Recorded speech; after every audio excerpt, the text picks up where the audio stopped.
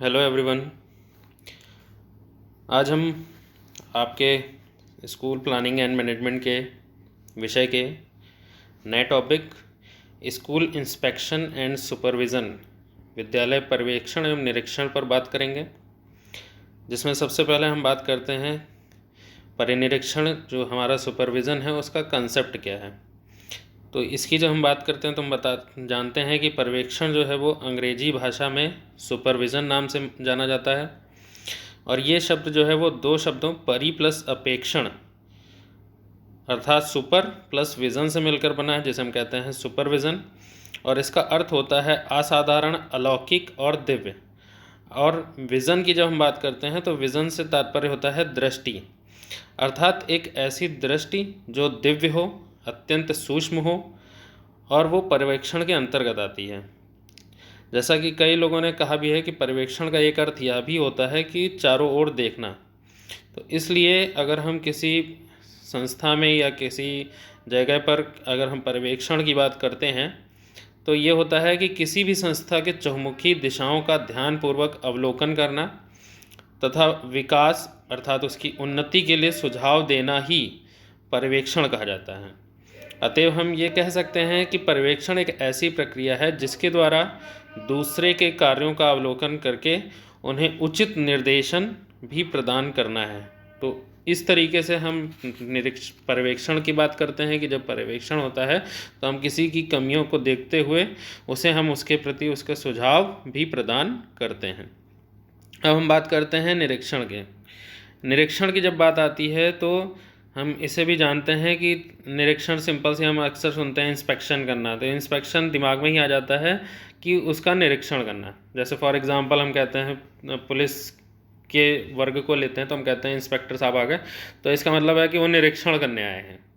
तो उसी शब्द से अगर हम बात करें तो कह सकते हैं साधारण से शब्दों में कि किसी भी व्यक्ति या विद्यालय के संदर्भ में हम कहें तो किसी भी बालक का किए गए कार्यों की जांच करना हमारा जो है वो निरीक्षण या इंस्पेक्शन कहलाता है।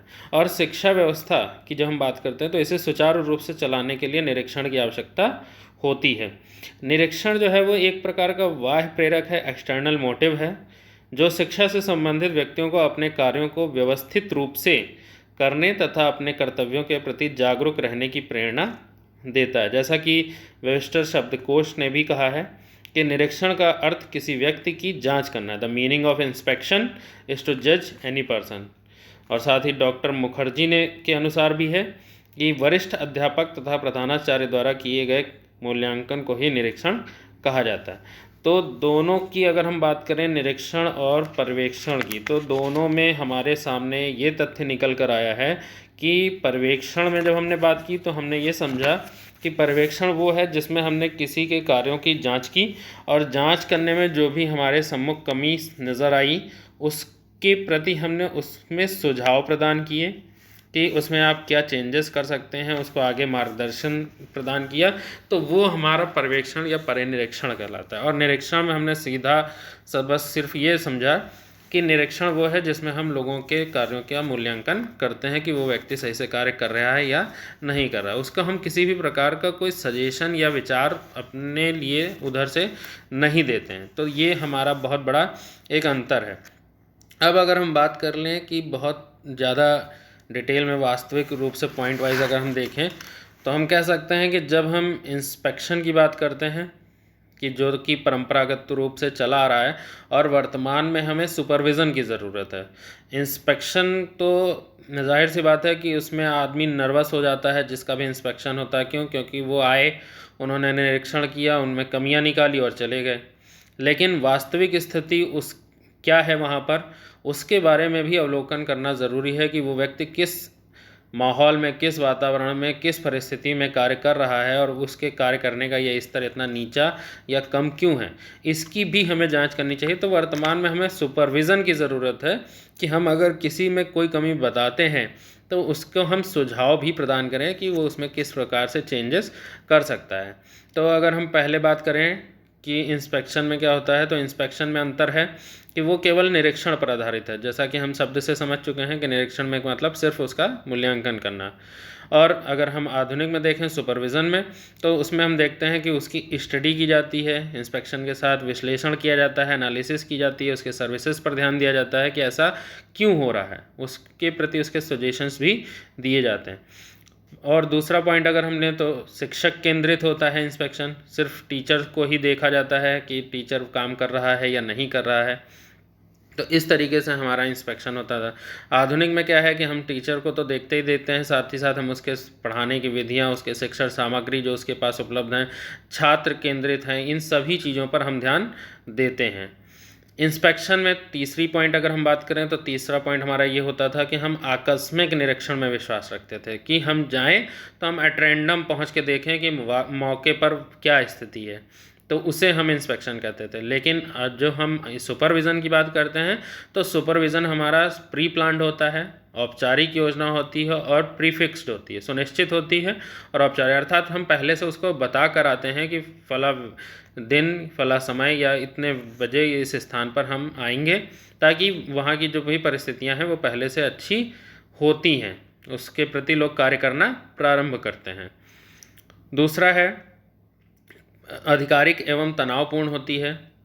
तो जाहिर सी बात है कि जो भी व्यक्ति इंस्पेक्शन के लिए आता है, इंस्पेक्टर होता है, तो हमारे पर एक आधिकारिक, एक अथॉरिटी होती है कि हम उसके किए गए कार्यों को या किसी भी प्रकार की वो हमारे कामों में कमी ना निकाल पाए, और जिसकी वजह से हमारे ऊपर स्ट्रेस रहता है, हम तनावपूर्ण रहते हैं कि पता नहीं कौन सी कमी हमारी सामने आ जाए या किस चीज़ के बारे में वो इंस्पेक्टर पूछ ले। तो इससे हमें कहीं ना कहीं आधिकारिक रूप की प्रवृत्ति और तनावपूर्ण बनी रहती है। और जब हम सुपरविज़न की बात करते हैं तो ये जनतांत्रिक होती है, हम तनाव रहित होती है, ये लोगों को लेकर चलती है कि आपने अगर कोई काम किया है आपके स्तर का तो ठीक है, ये स्तर हम स्वीकृत करते हैं, लेकिन इसमें और भी ज़्यादा चेंजेस लाने की ज़रूरत है, जिसका हम सुझाव उसको दे कर जाते हैं, और ये तनाव रहित होती है। उसके बाद अगर हम बात करें कि तो समस्याओं के प्रति अनास्था, अगर हम समस्याओं के प्रति अनास्था, तो वास्तविक रूप में जो भी अधिकारी आता है वो इंस्पेक्शन करने जब आता है तो वो ये उसको किसी भी समस्या से कोई तात्पर्य नहीं होता कि वो समस्या क्यों हो रही है, किस वजह से हो रही है, उसका समाधान अगर उस स्तर का व्यक्ति नहीं निकाल पा रहा है तो उसके लिए क्या सुझाव होने चाहिए, इस पर वो किसी भी प्रकार का व्यक्ति कोई भी ध्यान नहीं देता है जो निरीक्षक होता है। लेकिन जब हम सुपरविज़न की बात करते हैं तो उस व्यक्ति को जब भी हम किसी भी प्रकार या किसी भी समस्या के बारे में उसको अवगत कराते हैं तो वो अपने विचार या अपने स्तर पर भी उस समस्या को सुझाव या समस्या को हल करने का प्रयास करता है। तो इस तरीके से हम कह सकते हैं कि हमारा जो पर्यवेक्षण और निरीक्षण में इस तरीके के कई सारे अंतर हैं जिनको हमें मानकर चलना चाहिए। इसीलिए कहा गया है कि वर्तमान समय में निरीक्षण से अधिक पर्यवेक्षण की भूमिका ज़्यादा अच्छी है, पर्यवेक्षण ज़्यादा अच्छा है। क्योंकि हम उसके अकॉर्डिंग उसमें चेंजेस करते हैं। निरीक्षण में क्या है कि व्यक्ति एक बार आया, उसने समस्या ढूंढी, उसको ये मौके पर ये कमी मिली और उसके बाद उसने उसको छोड़ दिया। अगली बार जब वो आया तो वो समस्या वैसे की वैसी ही बनी रहती है। लेकिन जब हम पर्यवेक्षण में आते हैं तो हम पर्यवेक्षण के तहत हम उस समस्या को समझते हैं, समस्या के सुझाव निदानों पर ध्यान देते हैं और उस समस्या को पूर्णतः अगली बार जब हम पर्यवेक्षण करें तो हम उस समस्या से अवगत ना हो, ऐसा हम विचार रखते हैं। Thank you.